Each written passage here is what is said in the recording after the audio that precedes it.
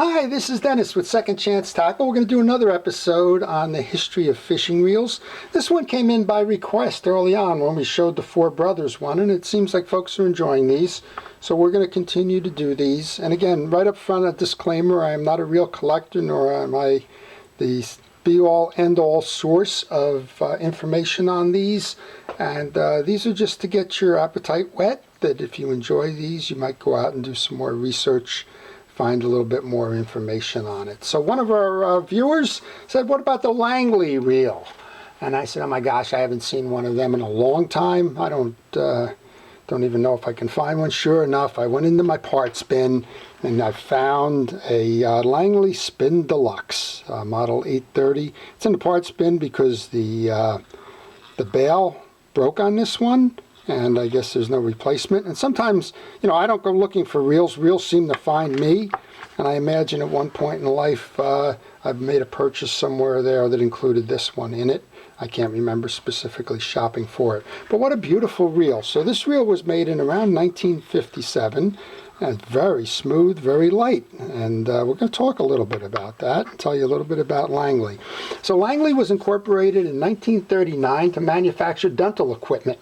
Well, what happens next is kind of interesting. So the fellow that incorporated it was a fellow named Henry Mandolph, and 1939, World War II breaks out, right? So World War II seemed to be one of the cusps. If you look at fishing equipment, there's two or three critical points.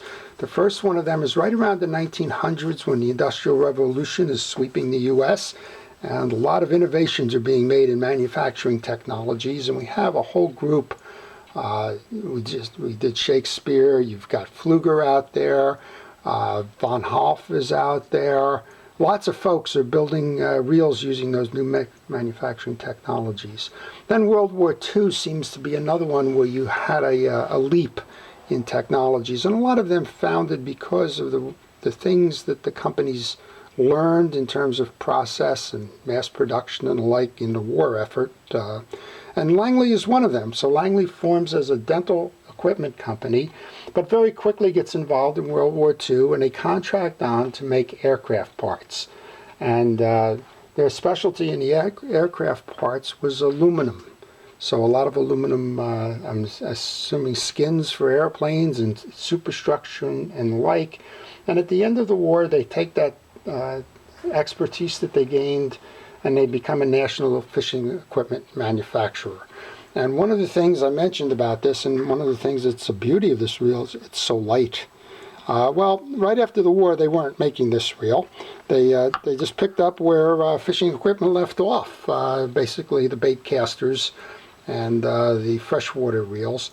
And then, well, Korean War follows the World War II effort.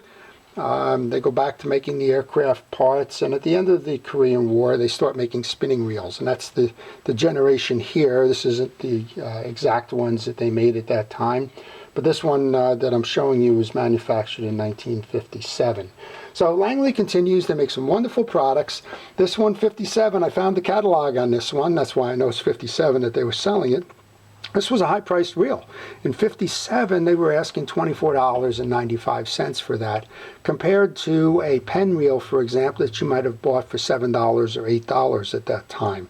So by today's comparison, you were probably looking at a Van Staal as opposed to a Shimano or that ilk, something that's in the $500 range as opposed to the $200 range. So it was a well-made reel, very light, technologically advanced, but they were advancing at Langley as well. Langley decides that they're going to focus on the aircraft business, and so they divest themselves of the fishing equipment business in 1962, and they sell it to Brunswick Corporation.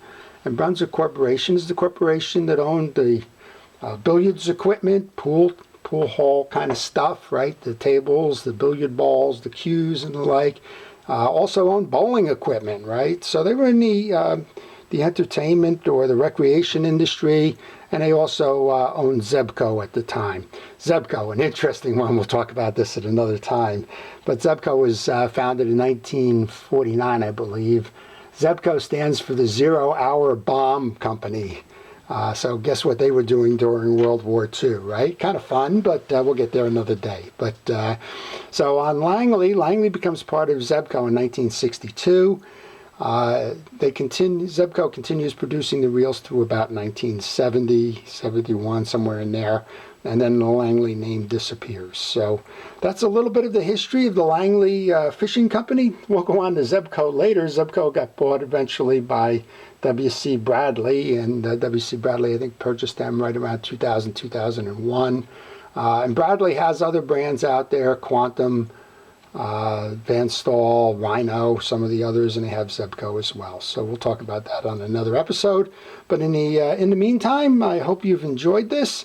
I'm enjoying just learning about the histories behind them and what's made some of these fishing reels great. So with that, this is Dennis with Second Chance Tackle. Thank you for watching.